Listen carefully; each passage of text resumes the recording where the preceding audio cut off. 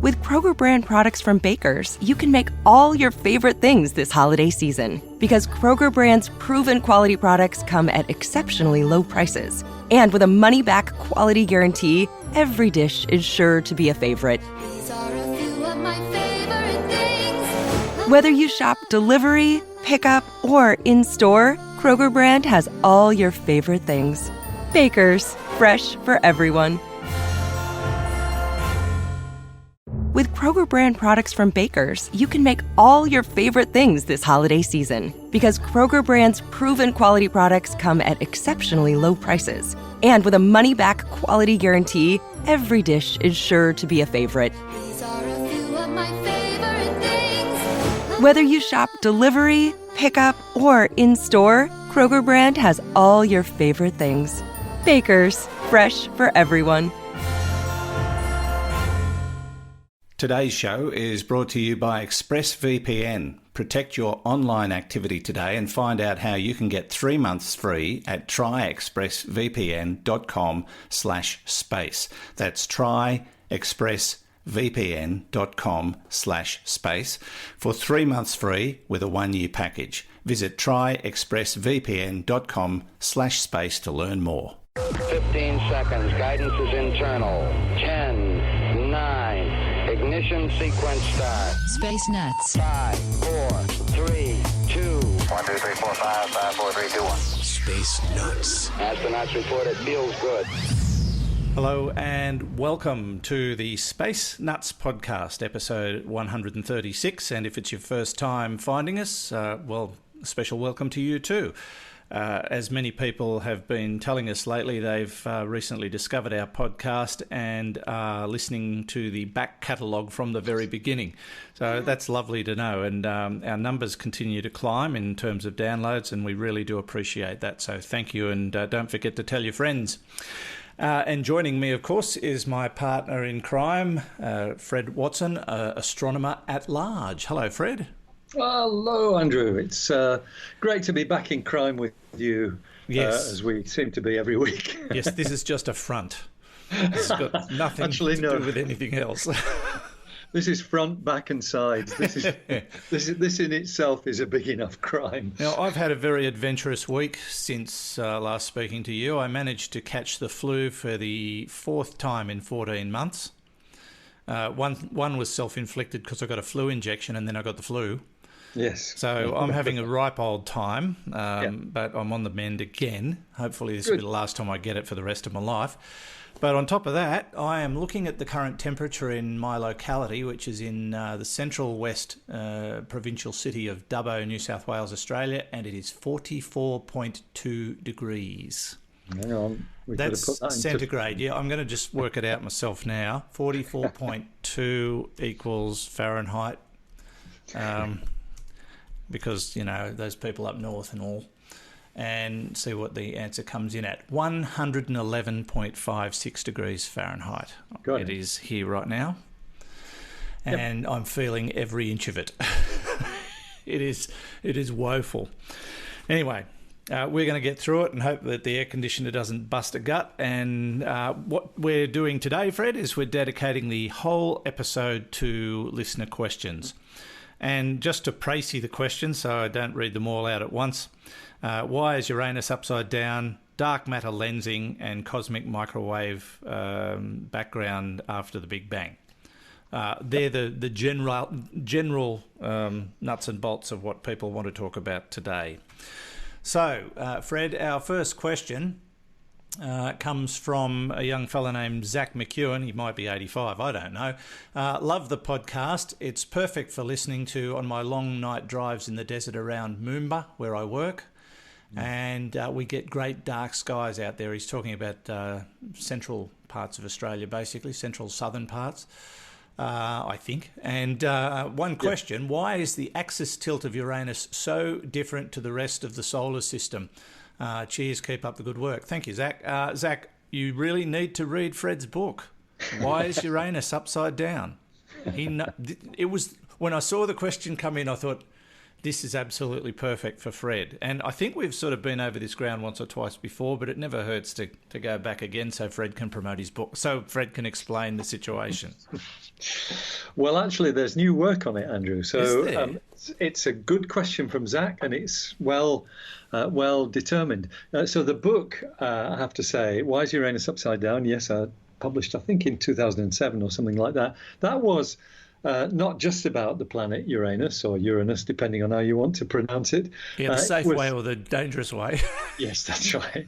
It was lots of questions, in fact, 148, if I remember the number, which came in on radio programs very like the one we used to do, you and I, in the days when you were broadcasting for the Australian Broadcasting Corporation. Oh, yes. That's coming up on 3 years since I left there. That's right. So the book was lots of questions we had from listeners and their answers, and one of them happened to be Why is Uranus Upside Down, which the publishers thought would make a very good title for the book. Funny that. And the answer back in 2007 was more or less the same as it is now, but with a lot more detail now. In fact, Uranus is not actually upside down. It's only just upside down. Its its axis of rotation, which you remember on the Earth, the Earth's axis is tilted over at round about 23.5 degrees to the kind of vertical in its orbit.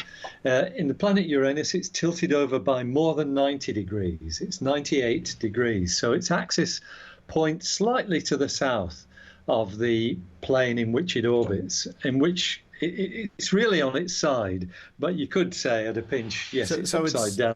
So it's, yeah, okay. I'm just trying to picture it in my head what it's doing. So it's spinning, what, vertically? So if you think of something like the Earth, the Earth is spinning anti-clockwise as seen from above the North Pole, and now imagine tilting the Earth over so that it's still spinning anti-clockwise, but its axis is pointing below its orbit plane. So it's tilted over by 98 degrees, 8 degrees more than a right angle. And the reason why, so you might say, oh, well, why isn't it tilted over at 82 degrees? But it's not. The reason why it's 98 degrees is because we denote the rotation, the direction of rotation, as being what specifies what is the North Pole. The North Pole of a planet is the one where the rotation is going anti-clockwise. And so Uranus's North Pole is actually pointing south, which is not a good state to be in. So that's the situation. It's very different from the other planets of the solar system. And we've always assumed that it was because the infant Uranus, back in the early history of the solar system, 3 or 4 billion years ago, was hit by something about the size of the Earth, that an impact actually disturbed it to the extent that when it was formed, it was almost certainly rotating upright in its orbit, but that clout that it received from an impacting body tilted it over. What's now happened, and this is work carried out roughly 6 months ago in the University of Durham in northern England. They have a giant astronomical computer there that simulates all kinds of things like the evolution of the universe and things of that sort. But they've turned it loose on the problem of why Uranus is like it is, and simulated what you get from various types of impact. And they think they have found a recipe that actually produces pretty well what we see in Uranus, because it's not just its rotation that's peculiar. Uranus is very, very cold. The top of its cloud belt is colder than any of the other planets. Not as cold as the dwarf planet Pluto, which is much further out, but it is still very cold. I think it's something like minus 216 degrees Celsius, whereas you'd expect it to be a little bit warmer than that. I wish it was minus 216 degrees right now, to be honest. I bet you do, yeah. It's a bit unfair talking about things like, so unfair talking about ice giant planets when you're sitting in a what approximates to an oven, being slowly basted in your own sweat. I've actually turned the oven on and opened the door to cool the house down. There's some wonky physics there, I think, but never mind. That doesn't matter. That's all right. You do whatever you think, right? So why is it so cold? And also, its magnetic field is really peculiar as well. It's kind of off center. Its magnetic field is not centered on the center of the planet as most other magnetic fields are, including the Earth's. And so what the Durham University astronomers did was build these simulations with their high-power computer, and it turns out that it looks now as though Uranus was hit by something rather bigger than what we thought before, roughly twice the size of the Earth. But it was a glancing blow. It wasn't a kind of full-on in the stomach type hit. It was basically a glancing blow on the outside of Uranus's atmosphere. And the simulation showed that what happens in that case is the impacting planet basically disintegrates. It falls to bits. It's probably made of rock and ice because it's out in the icy region of the solar system. But they suggest that debris from the impacting planet would have formed a shell around the edge of Uranus, the infant Uranus, a shell of icy material. And that acts as a kind of trap to stop internal heat from Uranus actually spreading to the outside. And so what you've got is this outer shell, which is very, very cold, colder than you would expect of a planet like Uranus. That was all peer-reviewed and published. It seems to be very much the best simulation we have as to why Uranus is like it is, with this peculiar tilt. With you, okay, so the planet that, or whatever the object was that hit Uranus was destroyed. Why did Uranus survive being a gas giant? I mean, it would seem illogical for something soft and squishy like that to survive a rock-solid impact. Well, maybe the soft and squishiness of it is what allowed it to survive. Yeah, maybe. But the main reason is that the mass of the proto-Uranus, if I can put it that way, as distinct from the thing that ran into it, the mass of Uranus itself is much bigger than the object that ran into it. It's very much a dwarf and a giant situation. The impacting planet being the one that came off worst because it was by far the smaller of the two. So the other thing that this neatly explains is that this impact would have spread a whole lot of icy debris around Uranus, and it's thought that might have been what coalesced to form Uranus's moons. And that the gravitational effect of Uranus, which by then was already on its side, is to steer these moons into a path that goes around Uranus's equator, because the orbit of Uranus's moons is also the orbits are also essentially parallel to the planet's equator, so they're also tilted over at this comical 98-degree angle. That suggests that the moons of Uranus probably formed after the impact. The thing that's really staggering to me about this simulation, Andrew, is that this whole process took place in a matter of maybe 100, perhaps less, but of order 100 hours. Whoa. So it's not something that hung around. I thought you were going to say 100 years, which would have stunned me, but it would, 100 hours. Years stunned me as well, but they say it took place in hours, which is quite remarkable.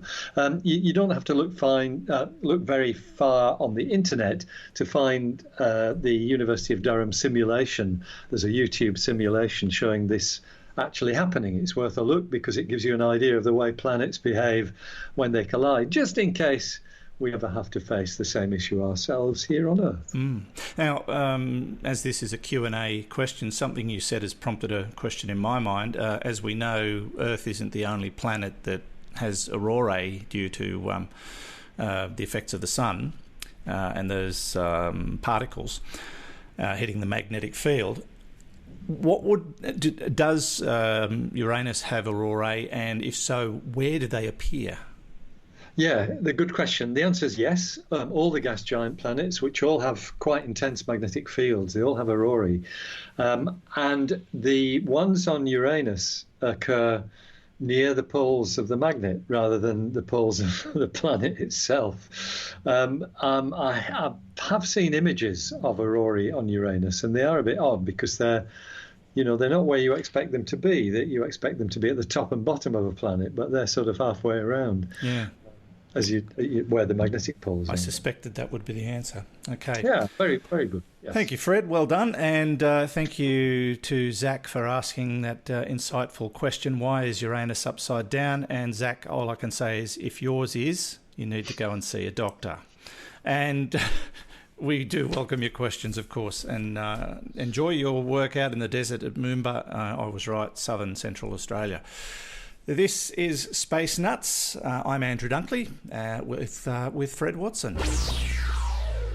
Now, let's take a little break and find out more about our sponsor, ExpressVPN, rated #1 by TechRadar. This is the one I use. I've been using it for a couple of years and I love it. When I joined ExpressVPN, they were brand new to the market, but I read a lot of reviews and did a lot of comparisons. And there was just something about their business model that I particularly liked. And a couple of years down the track, honestly, can't complain. Their interface is very easy to use. Their service is second to none. I've had to contact them a couple of times about certain things that I wanted to do, and they were brilliant. So you may be wondering why I do need a VPN at all. It's all about privacy. Do you really want big tech companies, governments and others knowing what's going on with your online activity? Even if you're having nothing to hide, it just feels downright creepy. I think you'll agree. And governments are getting more and more interested in what you're doing every day. And so, yeah, protecting your privacy is what VPN is all about. And how often do you run across websites that you want to get information from only to find that they're geo-blocked? This is becoming an increasing problem, but ExpressVPN solves that problem for you. Now, if you go to our special URL, you'll see quite a list of things this service can help you with, things you may never have thought of before.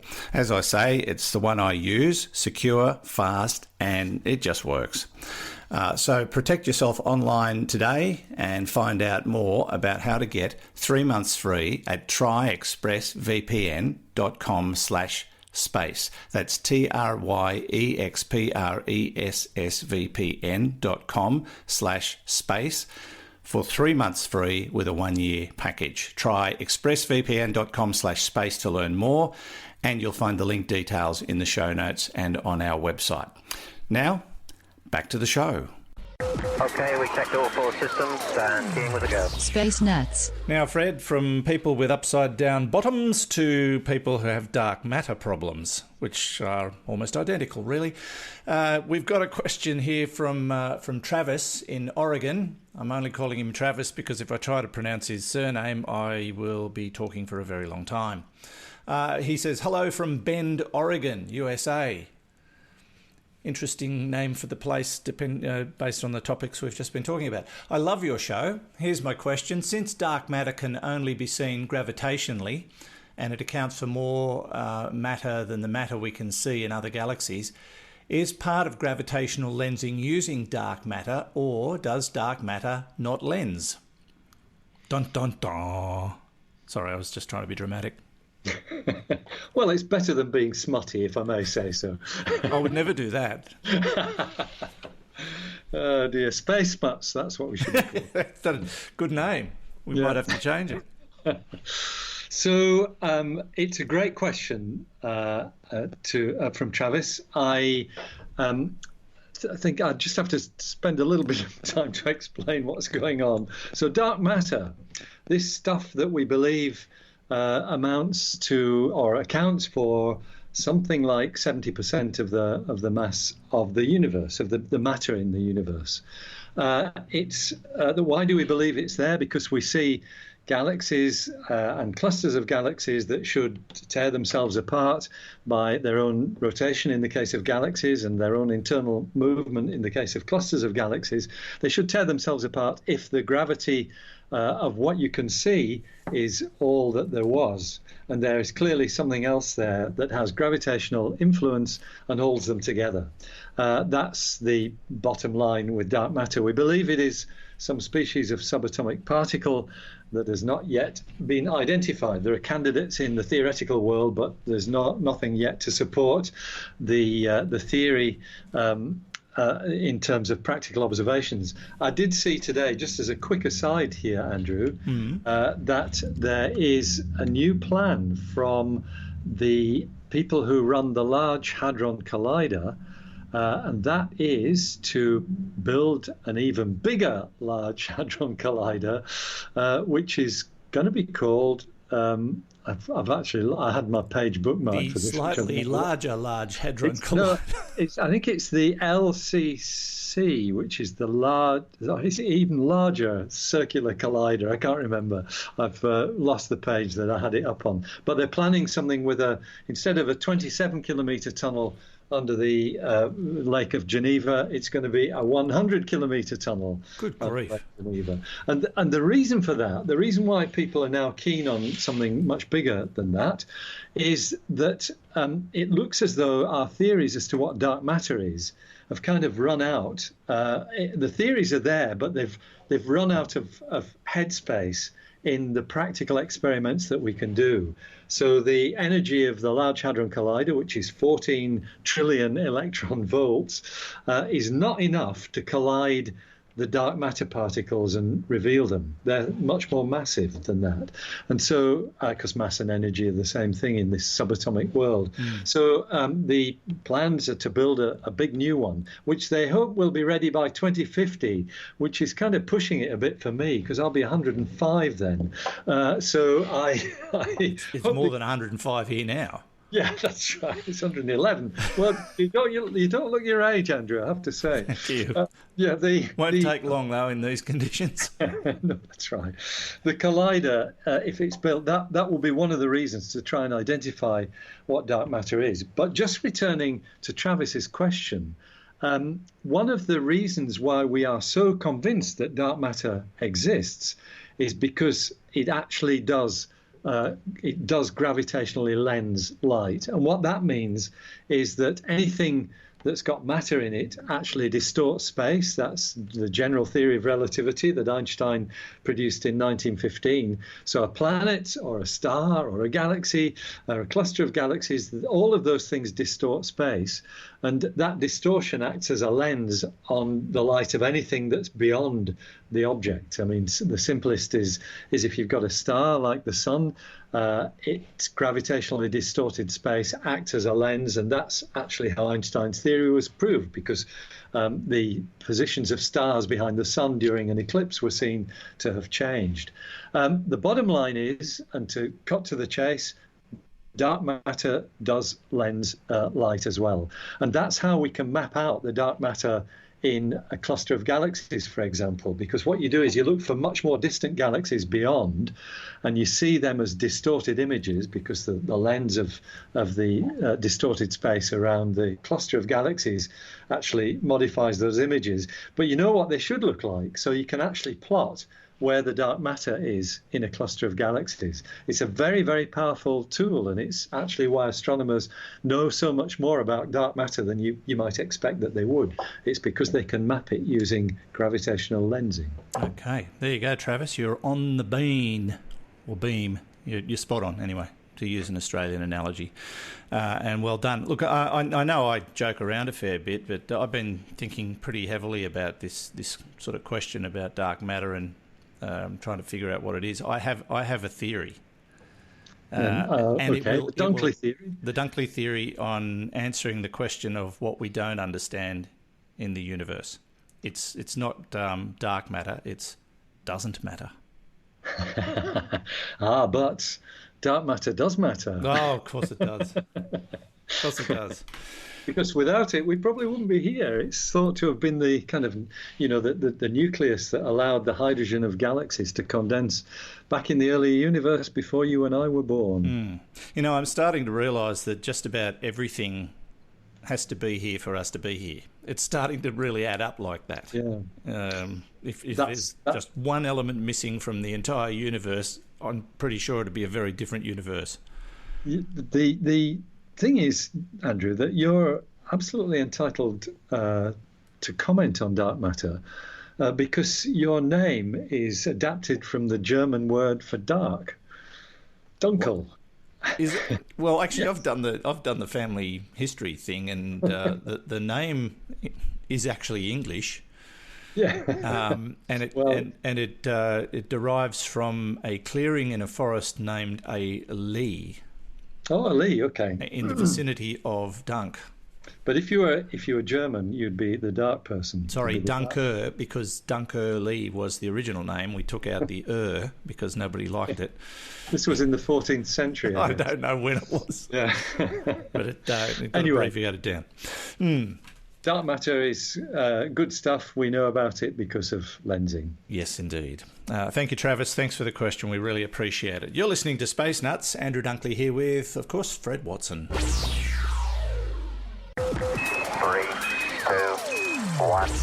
Space Nuts. To our last question for this episode, Fred, but it's been good to be able to knock off a few questions that have been teasing the minds of the Space Nuts audience. We have one here from Dave and Hedeman, and a few other people have asked similar questions on the same topic, so they may well pick up the answer to their question as well. So we're more or less bumping off 3 or 4 questions at once, I think. Anyway, David says, thanks for doing this podcast. It is easily my favourite science show. I was going to say he must only listen to ours, but he says, I do listen to quite a few different ones. They must be horrible. Anyway, I have a question which relates to an answer Fred gave some time ago. I apologise, but I'm a little behind on in my listening. Yeah, I'm only up to episode 2 of our series myself. The original question related to looking back far enough in time to see the Big Bang, and Fred noted that it was shrouded in Andrew's brilliant fog. I know I've got brilliant fog. Well, something along those lines. However, Fred spoke about it like we were looking at a glow in the distance, but the reality is that we are seeing photons rushing past us as they travel through space. If the period of this glow is finite, and I understand it was about 380,000 years, there must come a time when all the photons will have passed us like ripples spreading on a pond. Very poetic, David, which would allow us to see what is beyond. Clearly, my paradigm is incorrect because the probability of a 380,000-year burst of photons just happening to be passing us now is approximately 3 billion years in the approximate 3 billion year age of the universe seems fairly low. Can you explain the error in my thinking? Yeah, don't write such complicated questions, David, I think would be a start.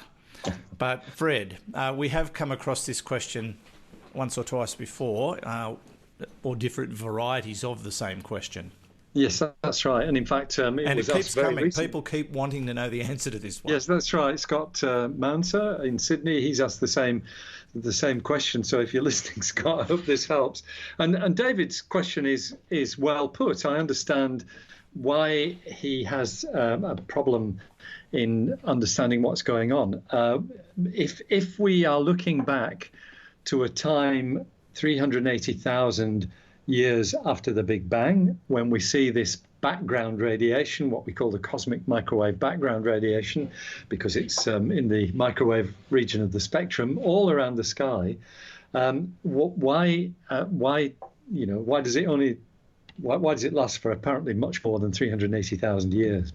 And the answer is we're all kind of looking at it in slightly the wrong way. It's certainly true that those photons of light that have come from that radiation, they're actually photons of microwaves now. They started off as light, but they've been stretched by the expansion of the universe, so they're microwaves. That is true. They are heading towards us, and we are bathed in those photons from every direction, and that's how we know that the microwave background is there. But it's a little bit more subtle than just saying, well, those photons can only be emitted for 380,000 years, and then you see the Big Bang itself. First of all, the main thing to understand is that the universe is very, very, very large. And here we go. It's hitchhikers again. The universe is big. You might think it's a long way down to the chemists, but yeah, all of the above. It may even be infinite. That's the bottom line. And that gives you a slightly different take on it.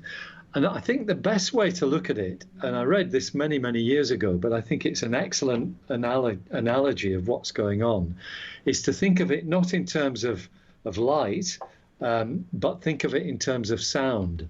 And if you and you might collapse it into 2 dimensions as well, rather than thinking in a 3-dimensional space, because it's easier to do it if you're in 2 dimensions. So, okay, Andrew, you and I go to a concert of our respective favourite musicians, whomever they may be.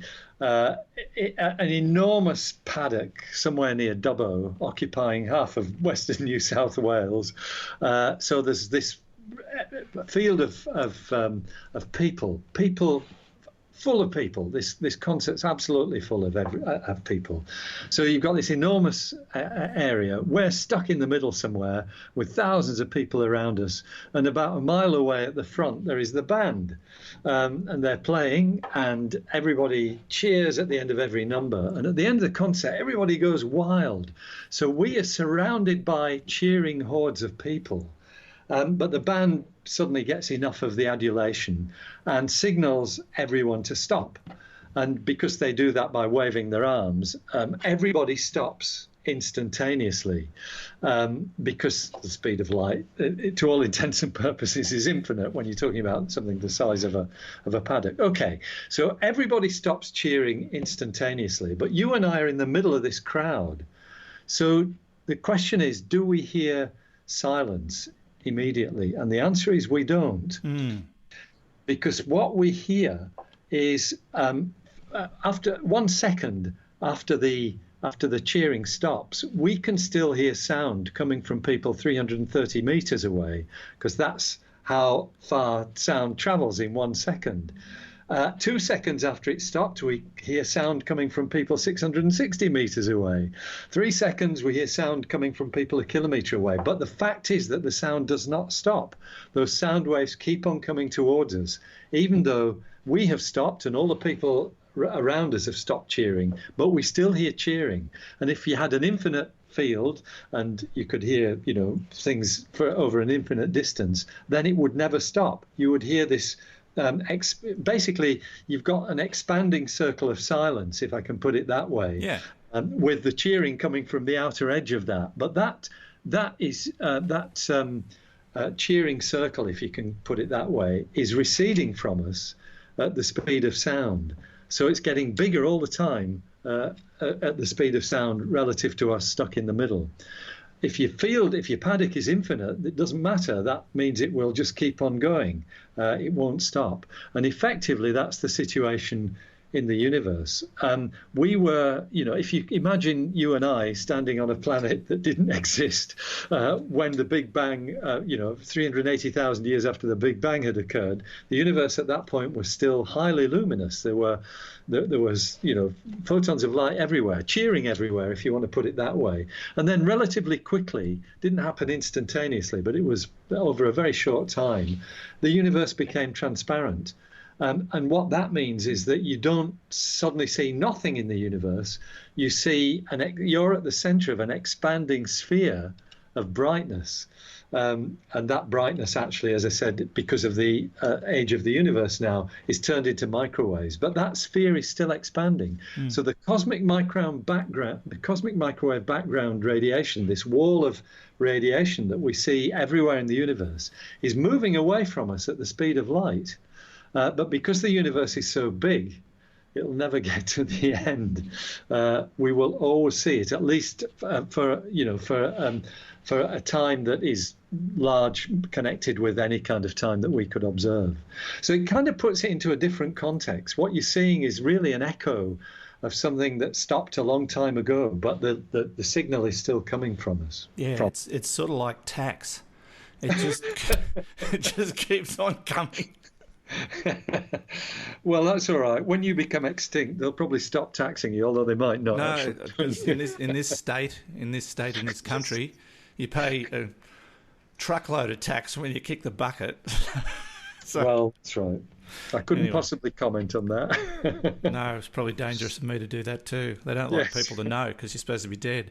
Anyway, sure. But that was a very, in all seriousness again, a very really clever way of trying to demonstrate it so that it puts it into our own way of thinking. Because I think, and I don't mean to use this word, but I think our failure in thinking about this is we know time as we know time on this planet, which is irrelevant to the time of the universe and the activities within. So it becomes a totally different kettle of fish. Yes, that's right. That's right. You kind of got to shift your viewpoint a little bit. That's why we have astronomers. Maybe so. Maybe so. All right. Thank you, David, for your question, and also thank you to Scott. At one point you mentioned a paddock down the road from my house being, half the state of New South Wales. I'd like to explain something to you, Fred. I live halfway across New South Wales, and if I go to the bottom of my hill, there is a paddock. Now, if I walked west from the beginning of that paddock, I wouldn't hit another town until I was halfway across the state. Yes, I can imagine that. So you're actually spot on. Yeah. I'm right on the edge of this town, and there isn't another major provincial city for about 8 hours drive west of me.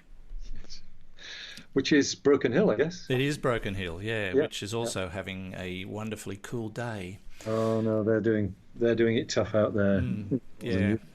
We've had some massive dust storms here recently. We had one on New Year's Eve, in fact. It wiped out our fireworks display. We had to cancel it, and we had clouds hundreds of metres high, bright red dust. It was just the most stunning thing to see, but most horrible thing to sit through.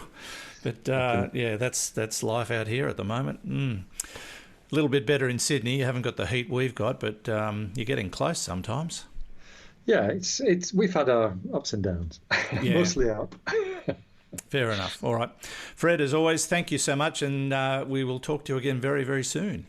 Sounds great, Andrew, and enjoy cooling down when it finally stops being hot. Yes, indeed. Now, I would also like to say thank you to all the people who send in questions and to encourage more. We try to get to them all. Sometimes we answer them by email or on Facebook, but we do try to get to as many as we can on the podcast itself. It can be a bit daunting sometimes, especially when they come in by the dozens, but we don't ignore them. Well, no, we don't.